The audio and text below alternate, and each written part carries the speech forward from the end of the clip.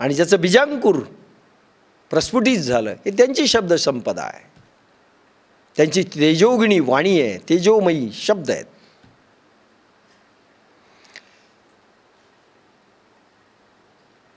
म्हणून काय काम असतं? धर्माचं रक्षण. धर्माचे रक्षण करणे पाखंडा खंडन, हेची करणे आम्हा काम, बीज वाढवावे नाम. किंवा धर्म रक्षावयासाठी करणे अटी आम्हासी. धर्माचं रक्षण, सज्जनांचं रक्षण. सज्जनांना हा योग कोण देईल? कोण देईल? हा गा दे ऐसे जरी न कीजे, तरी अज्ञाना काय उमजे. तुम्ही नेहमी समाधी अवस्थेमध्ये राहू लागलात, अरे सगळं तुम्ही सोडून दिलं. अज्ञानी लोकांचं काय व्हावं? तुम्हाला दिशाबोध झाला असेल आणि तो जर तुम्ही नाही दिला, त्या समाजाचं काय? ज्याच्यामध्ये तुम्ही जन्माला त्याचं काय? ते देव कार्याचं काय? त्या गुरु ऋणाचं काय? त्या गुरु कार्याचं काय? काय आहे? कशा करता दिलं? आणि बाप्पासाहेब आम्हाला तेच सांगत होते, तुम्हाला मी कशा करता दिलं हे मला सांगा अगोदर. स्वतःकडे ठेवण्याकरता हे लक्षात घ्या. किंबहुना निवृत्ती राया, गोड उभी एक माऊलींची. किंबहुना निवृत्ती राया, हातातळी देऊनी केले मज सुखया. माझी गुरुमाऊली निवृत्तीनाथांनी मला तळ हातावर घेऊन, पहा तळ हात म्हणजे त्याला खडा देखील टोचू नये, हातातळी घेऊनी केले मज सुखया. असं एका हातावर घेतलं आणि दुसरा हात मस्तकावर ठेवला आणि मला सुखी केलं, महासुख दिलं. ते निवांत चिमिया भोगावे की. काय गोड होई. मी एकटा भोगायला दिलंय का? मी एकटाच भोगू का? बाईला पुरणपोळी छान येते, पण ती म्हणते मी माझंच करील, तुम्हाला कोणाला देणार नाही. चालेल? सूनबाई आली घरात, तिला टोस्टर करता येतं, कटलेट्स करता येतात, नवीन सांगितलेलं बरं.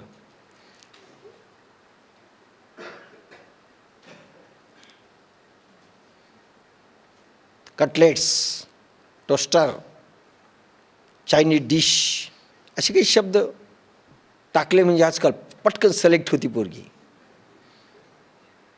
भलेही तिनं पाहिली का नसे ना. नूडल्स, समजा हे येतं, ती म्हणे मी माझंच खाईल, कोणाला देणार नाही. चालेल? ते निवांत चिमिया भोगावे की. एकट्यासाठी दिलंय का? आणि निवांतपणे एकट्याच भोगू का? किंबहुना निवृत्ती राया, हातातळी देऊनी केले मज सुखया. ते निवांत चिमिया भोगावे की. ह्या ओवीचा अर्थ आहे. यांना निवांत भोगण्याकरिता नाही, वन कष्ट करावे लागतात, प्रचंड दुःख सहन करावे लागतात संतांना, आणि लोकांच्या टीकेला सामोरं जावं लागतं.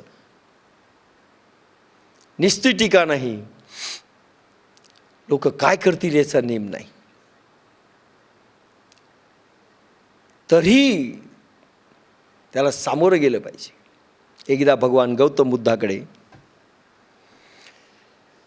एका गावाला गौतम बुद्ध आले, काही शिष्य बरोबर होते. त्याच्यातला एक शिष्य कसा झाला म्हणून त्यांना टेस्ट घ्यायची होती.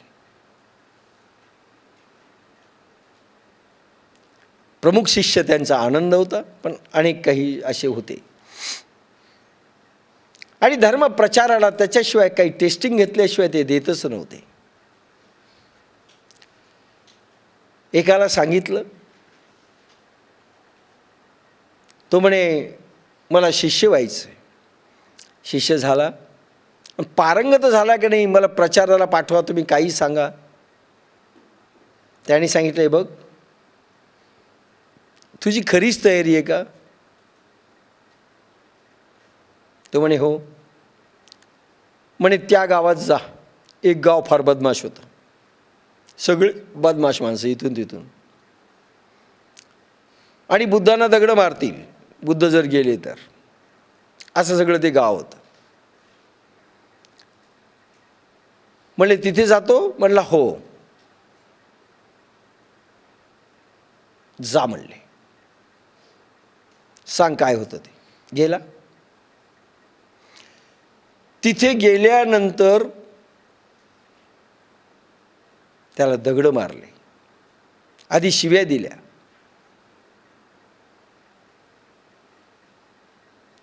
शिव्या दिल्यानंतर संध्याकाळी आला. बुद्धांनी सांगितलं, काय झालं? आज शिव्या दिल्या. मग कशाला जातोस? नाही म्हणले, शिव्या तर दिल्या, काय होतं? ठीक आहे म्हणले, पुढे जा. पुन्हा दुसऱ्या दिवशी गेला. म्हणले हा पुन्हा आला का प्रचाराला? त्याला दगड मारले, रक्तबंबाळ झाला. पुन्हा आला. बुद्ध म्हणले, तुला म्हणलं होतं ना जाऊ नको, रक्तबंबाळ झाला. होऊ द्या म्हणले, काय बिघडतं? म्हणले आता पुढे? नाही, अजून मेलो नाही म्हणले, मरेपर्यंत मी माझा प्रचार करेल.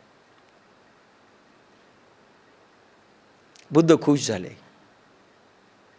झाला म्हणले तू परफेक्ट. चीन, जपान, ब्रह्मदेश, बुद्ध धर्माची पताका लागली ना, अशी एक एक माणसं उभी केली गौतम बुद्धाने. मी म्हणतो ना, गौतम बुद्धा इतका प्रचंड प्रचारक या जगात झाला नाही. आणि त्या काळात पुन्हा ज्यावेळेस कुठले फॅसिलिटीज नाहीत, 10,000 शिष्य आणि प्रचारक गौतम बुद्धांनी उभे केले. आणि सांस्कृतिक वारसा असणारा देश आज जर एक झाले, चीन, जपान आणि भारत, मला नाही वाटत लंका जाऊ द्या, पण चीन, जपान आणि भारत जगाची सगळे जरी एक झाले तर 3 देश पुरून उरू शकतात जगाला. अरे जपानमध्ये जा, काय अभिमान आहे त्यांना धर्माचा. तुम्हाला हॉटेलमध्ये गेले तर पुस्तकांचा एक ढीग बुद्धांच्या पुस्तकांचा मिळेल, घेऊन जा म्हणतात. आजही धर्मप्रचारक देश आहेत ते. आपण निधर्मी झालो.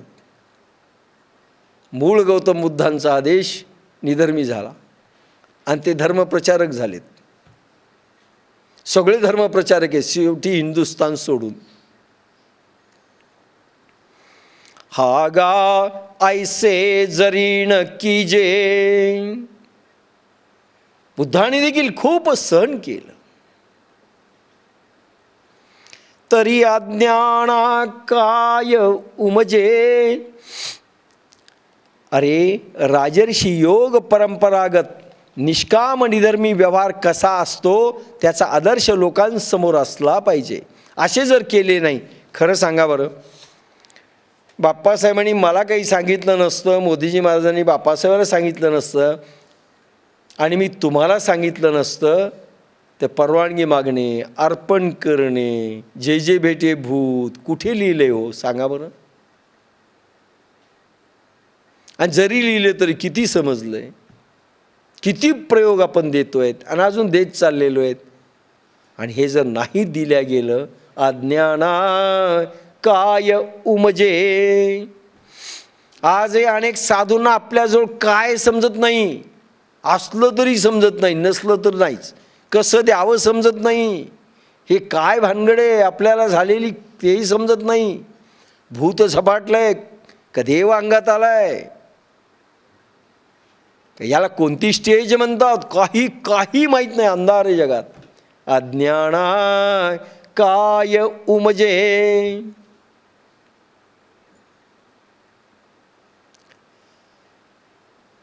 अज्ञानी लोकांना कसं वळण लागावं. तिही कवणे परी जाणीजे मार्गा ते या.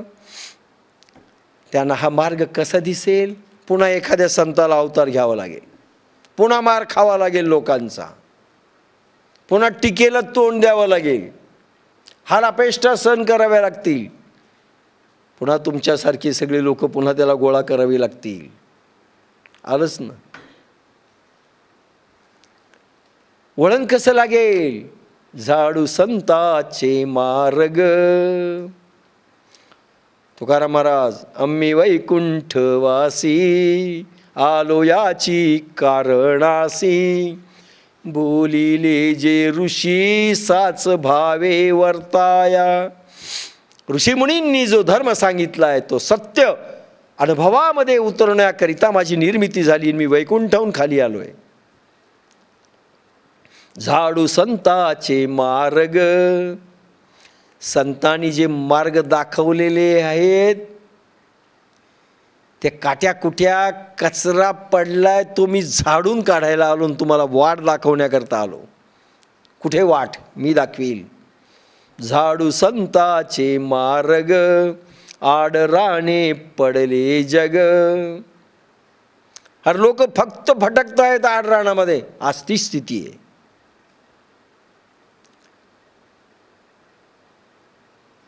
आताच संतांचे मार्ग काय आहेत हे सध्याचे संत जे दाखवत आहेत ना, कठीण आहे.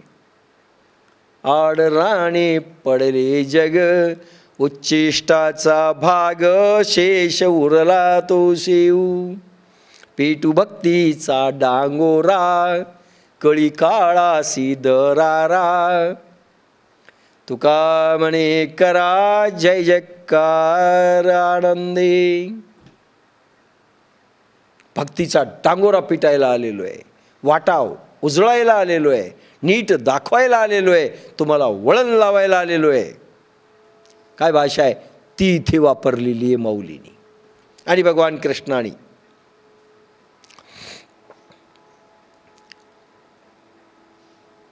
तीही कवणे परी जाणीजे मार्गा ते या. त्यांनी कोणत्या रीतीने या ईश्वरी योग मार्गाचा अनुभव घ्यावा.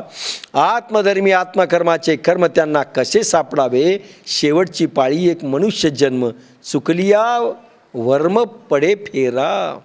आणि या जन्मामध्ये जर चुकले तुम्ही खूप कामं आहेत म्हणून तर पोझिशन आउट. करोडो जन्मपर्यंत पुन्हा आउट झाली आपली पोझिशन. आणि ह्या जन्मात तर फार कठीण आहे आपल्याला. ह्या जन्मात इतके कामं आहेत, इतके कामं आहेत, इतके कामं आहेत, मरेपर्यंत कामं आहेत. कसं व्हावं. मेल्यानंतरच लोक सोडतात. आता याला निकामी राहिले, नेऊन जळून टाका एकदाच. 21वा श्लोक. यद्यदाचरति श्रेष्ठ सत्तद्देवेतरो जनाः स यत्प्रमाणं कुरुते लोकस्तदनुवर्तते.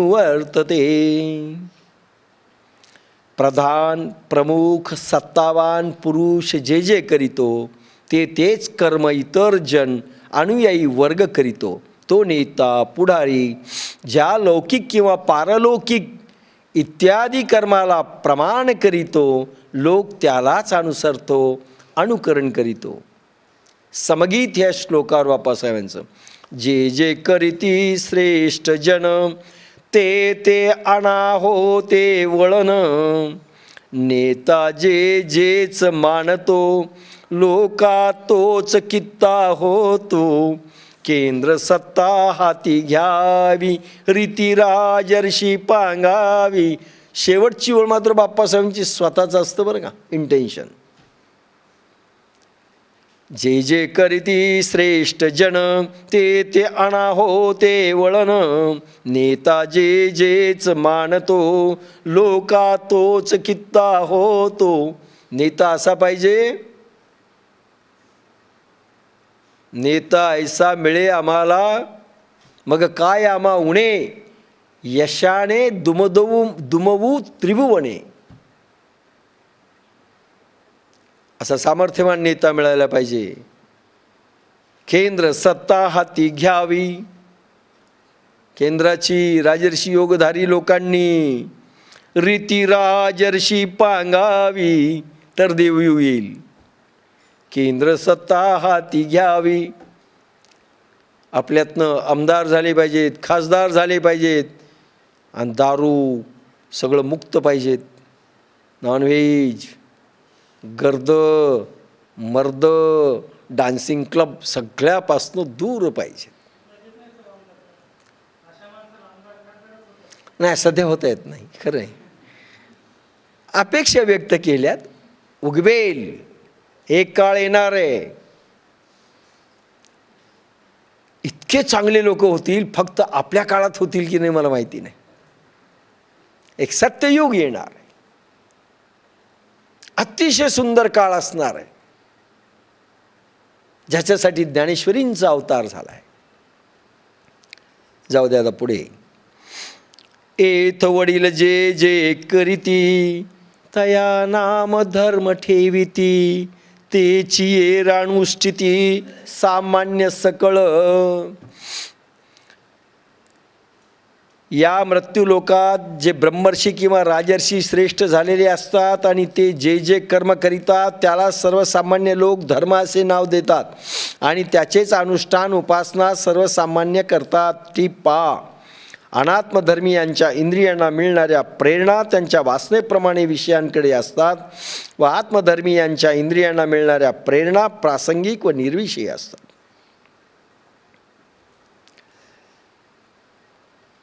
एत वडील जे जे करीती, तया नाम धर्म ठेविती. वडीलधारे म्हणजे उगीच वयाने मोठे झालेत माणसं म्हणजे ते वडीलधारे, घरच्या पुरतं समजा.